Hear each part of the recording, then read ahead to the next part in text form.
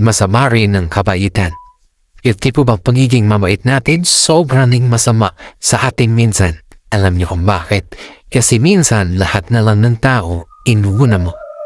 Minsan, oho ka ng kahit ikaw na ang nahihirapan sa situation mo. Minsan nagbibigay ka kahit ikaw mismo walang-wala na. At minsan paulit-ulit ka nang nasasaktan kasi ayaw mong may masaktan. Kaya madalas, ikaw ang naubos.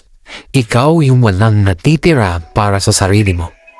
Pero sana tandaan mo, minsan masama na rin ng sobrang kabaitan kasi kung lagi mong inuna ang iba, ikaw mismo ang nawawala. Minsan, masama rin ng kabaitan. Yung tipo bang pagiging mabait natin, sobrang masama sa atin minsan. Alam niyo kung bakit? Kasi minsan lahat na lang ng tao, inuuna mo. Minsan, oho ka ng kahit ikaw na ang nahihirapan sa situation mo. Minsan nagbibigay ka kahit ikaw mismo walang-wala na.